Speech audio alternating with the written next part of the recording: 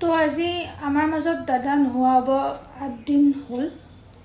তো কথাটো এনেকুৱা যে আজি মই এটা ভিডিঅ' আৰু মোৰ এটা ফটো শ্বেয়াৰ কৰিছিলোঁ ষ্টেটাছত। তো মানুহবিলাকে মোক কৈছে যে তই এইখিনি টাইমতো এইবিলাক ভিডিঅ' আৰু ষ্টেটাছ দি আছ, মানে ফটো আৰু ভিডিঅ' দি আছ।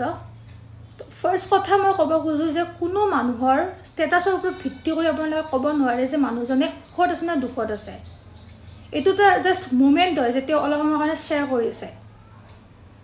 আৰু যিবিলাকে মোক এইটো কথা কৈছে মই ক'ব পাৰোঁ যে মই তেওঁৰ লগতকৈ বেছি ভিডিঅ' বনাইছোঁ দাদাৰ বাবে বা ষ্টেটাছ দিছোঁ। এইটো আকৌ ক'ব লগা কথা নহয়, ষ্টেটাছ দিয়া নিদিয়া একো কথা নাই এইটোত।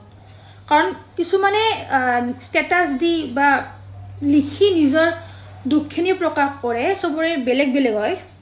তো এইটো ক'ব লগা কথাই নহয় আকৌ।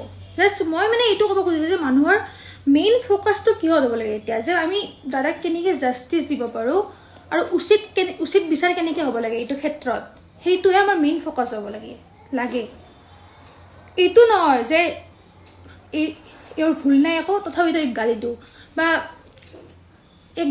সেইটো মেইন নহয়তো। সমালোচনা কৰক, যদি সমালোচনাযোগ্য হয় তেতিয়া সমালোচনা কৰক।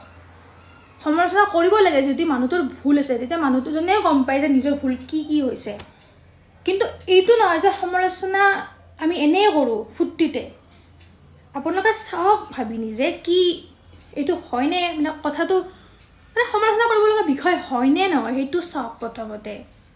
এনেই আৰু এনেকুৱা নহয় যে মই এইটো ভিডিঅ' বনোৱাৰ মোৰ মেইন উদ্দেশ্য হৈছে যে মানুহবোৰ যাতে মেইন আমাৰ যিটো ফ'কাছ আমাৰ এতিয়া সেইটোৰ পৰা আঁতৰি নাযায়, যে মানুহজনক কেনেকৈ আমি দাদাক কেনেকৈ আমি জাষ্টিছ দিব পাৰোঁ সেইটোৱে আমাৰ মেইন ফ'কাছ হ'ব লাগে, এইবোৰ নহয়।